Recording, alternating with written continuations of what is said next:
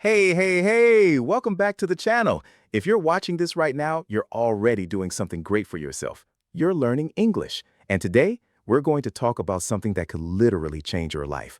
Not just your English, your life. Oh, wow. Big promise, Michael. Big promise. I know, but stay with me here because today's topic is something every single person can relate to.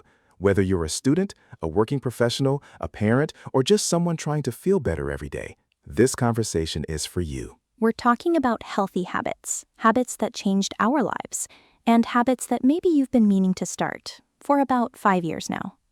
5 years. That's very specific, Sarah. I'm speaking from personal experience, Michael. Okay. So here's what we're going to do today. We're going to have a real, natural conversation, the kind you'd have with a close friend, all about healthy habits. Sleep, exercise, food, water, mindset, routines. We're going to cover it all. And as always, we'll be using lots of natural English expressions, phrasal verbs, idioms, the kind of language that real native speakers actually use every day. So if you're watching while you're cooking, exercising, driving, or just relaxing with a cup of tea, perfect. This conversation is designed for you. Let's dive in. Okay, Michael, let's start simple. When people hear the phrase healthy habits, what do we usually think of? Oh, that's a great question to kick things off. I think most people immediately think of going to the gym, right? Like the image that pops into your head is someone lifting weights or running on a treadmill. Yes, or eating salad every single day. Exactly. Like healthy living equals suffering, eating boring food and waking up at 5 in the morning to go run in the cold. Which is why a lot of people give up before they even start. Right. And I think that's such an important point. When people think healthy habits are extreme or painful, they never get started in the first place. But the truth is, real, lasting healthy habits are actually small. They're tiny changes that add up over time. Add up. I like that expression. Can you explain it for our listeners? Of course. So, add up means that small things gradually combine to create a bigger result. For example, if you drink one extra glass of water every day, that's small, right? But over a year, that adds up to a lot of extra hydration. Small things add up to big changes. Love it. So let's get personal here. What was the first healthy habit that actually made a real difference in your life, Michael? Okay, honestly, sleep. I know people always talk about sleep, but I was terrible at it. I used to stay up until 2, 3 in the morning, scrolling through my phone, watching videos, reading random things on the internet. That sounds very familiar. I think most people can relate to that.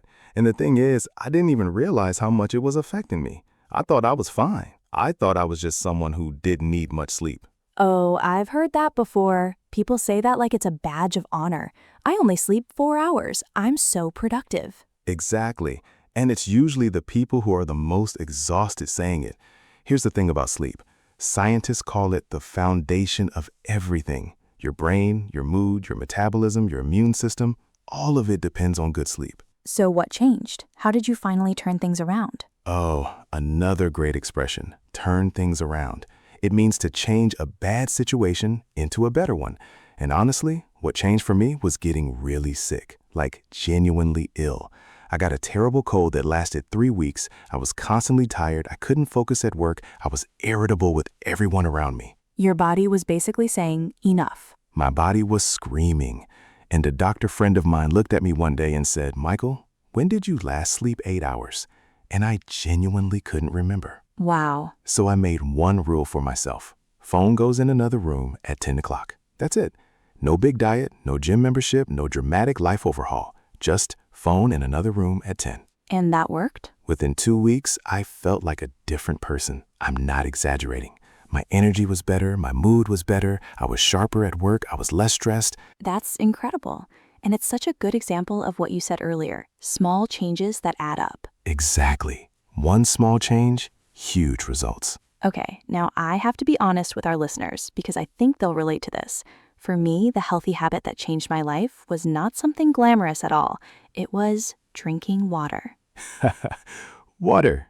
Just water. Just water. I know it sounds ridiculous, but I genuinely was not drinking enough water.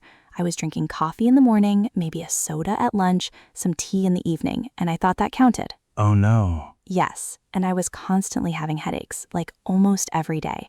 I'd come down with a headache around 2 or 3 in the afternoon, and I thought something was seriously wrong with me. Come down with. Let me highlight that expression.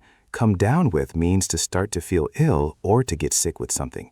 So Sarah would come down with a headache every afternoon.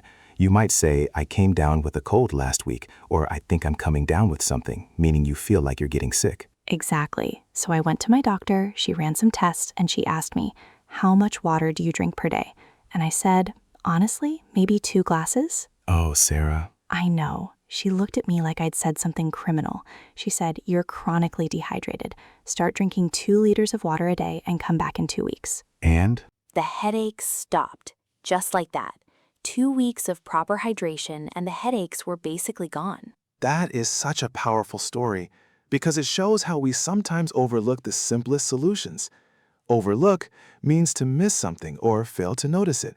We overlook the obvious. We do. We're looking for complicated answers when sometimes the answer is literally just drink more water. Drink more water, sleep more, walk outside. These are the things that make a massive difference, but we underestimate them because they feel too simple. Okay, let's talk about exercise because I feel like this is where a lot of people really struggle. Oh, absolutely. And again, I think the problem is that people set the bar too high. Set the bar too high. I love that idiom. Can you explain it? Yes. So the bar is the standard you set for yourself. If you set the bar too high, it means your goal is too difficult or unrealistic. Like, if someone hasn't exercised in 2 years, and on January 1st they say, I'm going to go to the gym every single day and run 5 kilometers. They've set the bar too high. It's not sustainable. And when we fail to meet that impossible standard, we feel bad about ourselves and we give up entirely. Exactly. It's an all-or-nothing mindset, and that mindset is the enemy of healthy habits. So what do you recommend instead? Start embarrassingly small. I'm serious. If you haven't exercised in a long time, start with a 10-minute walk. Not an hour, not a gym session, 10 minutes of walking outside. And that actually does something? It does multiple things. First, physically, yes, walking is genuinely good for your cardiovascular system, your joints, your mental health. But more importantly, psychologically, you're building identity.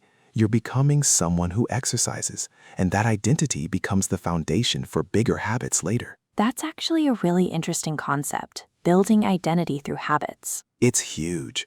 The author James Clear talks about this in his book Atomic Habits, that every time you do a habit, you cast a vote for the kind of person you want to be. 10 minutes of walking? That's a vote for being a healthy person. It seems small, but those votes accumulate. Accumulate, great word. It's similar to add up, right? Things build over time. Exactly. They accumulate, they build. And before you know it, that 10-minute walk turns into 20 minutes, then 30, then maybe a jog. Then maybe you join a gym. You follow through. You follow through. That's a great phrasal verb. Follow through means to continue an action until it's completed, to actually do what you said you were going to do. I said I'd start exercising, and I actually followed through. Which is honestly rare and something to be proud of. It really is. Following through on healthy habits, genuinely one of the hardest things people try to do. Okay, let's talk about food, because I think food habits are incredibly complicated. Emotionally complicated, not just physically. Oh, 100%. Food is not just fuel. It's emotional, it's cultural, it's social. It's connected to memory, stress, celebration, comfort. Exactly. When I'm stressed, I don't reach for a salad. Nobody does. I reach for chocolate, or chips, or both. Reach for. Nice natural phrase there. It means to grab or go towards something, usually quickly or instinctively.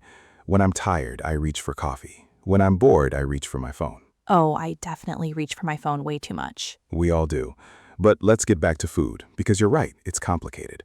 I think the most important shift I made with food wasn't cutting things out, it was crowding out. Ooh, explain that. So cutting out means eliminating something completely. Like, I cut out sugar. That's very restrictive, and most people can't maintain it. But crowding out is different. It means adding so many healthy things that the unhealthy things naturally have less room. Oh, that's clever. Right? So instead of saying, I can never eat junk food again, which makes you want it more, you say, I'm going to eat a big salad before every meal. And what happens? You're fuller. You naturally eat less junk. You're not depriving yourself, you're just making room for better things. Exactly. And psychologically, it feels like abundance instead of restriction. It's a game changer. Game changer. That's such a common expression in English. It means something that completely changes the situation or outcome, like a revolutionary shift. Huge expression, very common in everyday speech. That app was a game changer for my productivity. Electric cars are a game changer for the environment. I want to ask about mental health too, because I feel like that's often left out of conversations about healthy habits. But the mind is just as important as the body. More important, some would argue, because if your mental health is struggling, it's almost impossible to maintain physical habits. So true. When I'm going through a difficult time emotionally, everything falls apart. Sleep, food, exercise, it all goes out the window. Goes out the window. Lovely idiom. It means something disappears or is abandoned, usually suddenly. When exam season starts, my sleep schedule goes out the window. Painfully relatable. So for mental health habits, what worked for me was journaling. Just 5 minutes a day, writing down my thoughts. Really? I've heard about journaling, but I never really got into it. Get into something means to start enjoying it or become involved in it.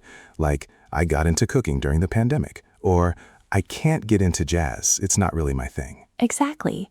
I tried journaling once, but I felt silly writing about my feelings. That's so common. A lot of people feel that way at first. But here's the thing, you're not writing for an audience. Nobody's reading it. It's just a way to take the noise out of your head and put it on paper. Take the noise out of your head. I love that image. Right? We have so many thoughts swirling around, worries, to-do lists, regrets, anxieties. Writing them down creates a kind of mental clarity. You offload them. Offload, like taking a heavy backpack off your shoulders. Perfect analogy. Yes, you offload the weight.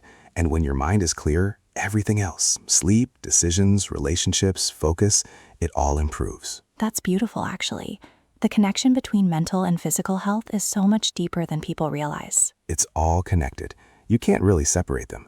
If you're sleeping badly, your mood suffers. If your mood is low, your motivation to exercise drops. If you're not exercising, your sleep quality goes down. It's a cycle. A vicious cycle if it goes wrong, or a virtuous cycle if it goes right. Oh, exactly. Vicious cycle, a bad cycle that feeds itself and gets worse. Virtuous cycle, a positive cycle where each good thing leads to another good thing. Great collocations. Okay, I want to ask about routines, because I feel like that's where a lot of habits either take root or die. Take root, beautiful expression, like a plant taking root in soil. It means something becomes established, stable, permanent. So how do you build a routine that actually sticks? Sticks, another great one. A habit sticks when it stays, when it becomes automatic. So? The key for me was something called habit stacking. You take a habit you already do automatically, something you do every day without thinking, and you attach a new habit to it. Can you give an example? Of course. So let's say you already make coffee every morning. That's your existing habit. Now you want to start meditating, so you stack them. After I make my coffee, I will sit down and meditate for 5 minutes. The coffee triggers the meditation. Oh, that's genius. You're not creating a new habit from scratch. You're linking it to something that already exists. Exactly. It piggybacks on something established. Piggyback on to use something that's already working as support for something new. I've done something similar without even realizing it. I started listening to English podcasts while I washed the dishes. Washing dishes is something I do anyway. I just added the podcast. That is perfect habit stacking. You've been doing it all along. The existing habit, dishes, triggers the new habit, listening practice. I'm a habit expert and I didn't even know it. You are. And that's actually a great point for our learners. A lot of you are probably already doing things like this. Listening to English while commuting, while cooking, while exercising. You're habit stacking. You're already on the right track. On the right track. Moving in the correct direction. Making progress. Great expression. Keep going. You're on the right track. It means you're doing well and should continue. Let's talk about motivation, because I think this is where people really hit a wall. Hit a wall. When you suddenly lose energy or motivation and can't continue. Like a runner who hits a wall in a marathon, their body just refuses to further. Yes. At first, starting a new habit feels exciting. You're motivated. But after 2 weeks, the excitement fades. The excitement fades, absolutely. And that's normal. That's what experts call the honeymoon phase ending. The novelty wears off. The novelty wears off. The newness disappears. It stops feeling fresh and exciting. Exactly. And this is the most critical point in building any habit. When the excitement is gone and you have to rely on something else. What do you rely on? Systems, not motivation. James Clear says this beautifully. You don't rise to the level of your goals. You fall to the level of your systems. Motivation is unreliable. It comes and goes. But a system, a routine, an environment designed for success, that's consistent. So it's not about willpower? Willpower is a limited resource. It runs out. If you rely on willpower alone to eat healthy, eventually you'll be tired or stressed or bored, and willpower will fail you. So instead? You design your environment. You put the fruit on the counter and the chips in a cabinet. You put your running shoes next to the bed. You delete the social media app from your phone. You make the healthy choice the easy choice. Make the healthy choice the easy choice. That's so simple, but so powerful. Reduce friction for good habits.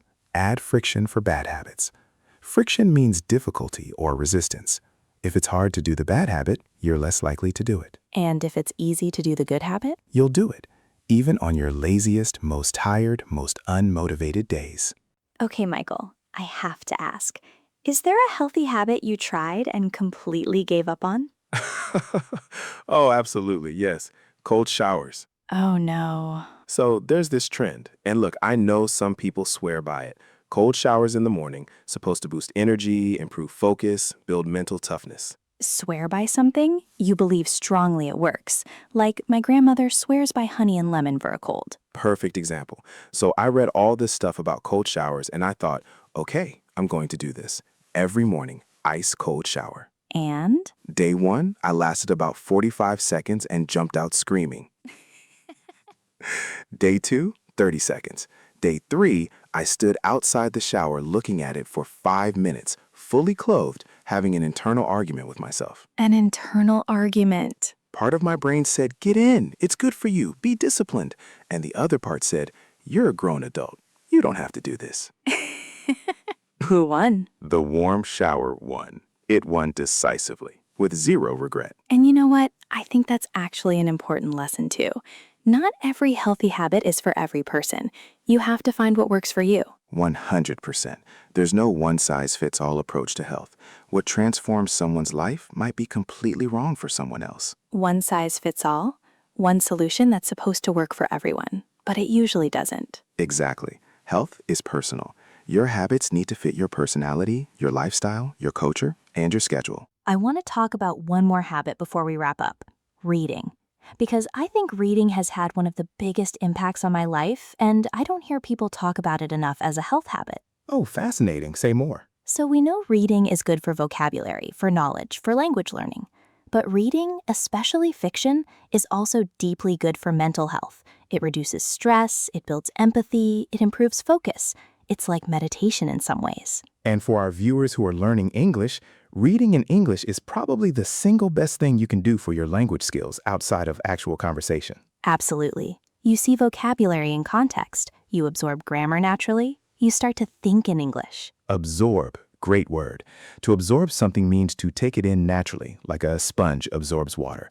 You absorb language through reading, through listening, through immersion. Immersion. Being surrounded by the language. Like right now, watching this video, you're immersing yourself in natural English. And that's exactly why we make these conversations, to give you that immersive experience. Real English, real conversations, real expressions. Okay, let's circle back to some of the great expressions we use today. Circle back means to return to something. Let's quickly review. Love it. Okay, expressions from today. Add up. Small things combine to make a big difference. Turn things around. Change a bad situation into a better one. Come down with. To get ill or start feeling sick. Overlook. To miss something or fail to notice it. Set the bar too high. To make your goal too difficult or unrealistic. Follow through. To complete something you started or promised. Game changer. Something that completely transforms a situation. Goes out the window. Something disappears or is abandoned. Take root. To become established or permanent.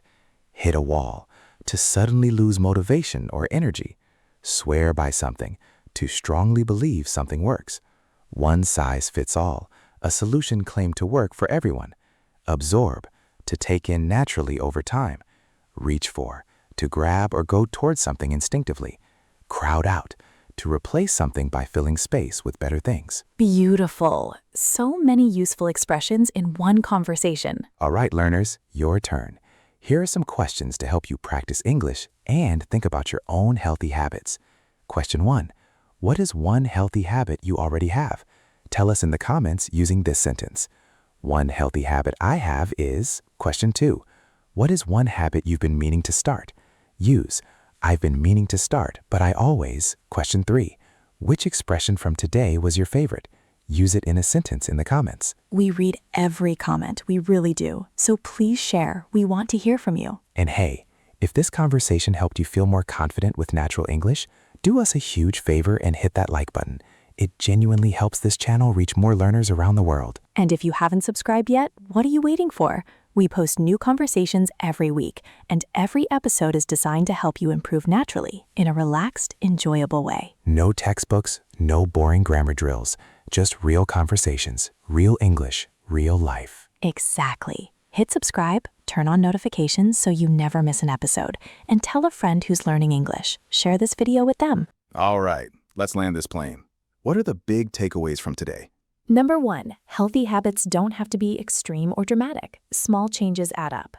Number 2, sleep, water, movement, and mental care are the foundations. Don't overlook the basics. Number 3, motivation fades. Systems last. Design your environment for success. Number 4, not every habit works for every person. Find what works for you. And if cold showers aren't for you, you're in good company. Very good company. And number 5, keep going. Even when it's hard, even when the novelty wears off, even when you miss a day or two, you don't fail until you completely stop trying. That's such a good one. Missing one day doesn't break a habit. Giving up does. Exactly. One missed day is human. Keep going. You're on the right track. All right, beautiful people. Thank you so much for spending this time with us. It genuinely means the world. We'll see you in the next one. Until then, keep learning, keep growing, and keep listening. Bye for now. Bye, everyone.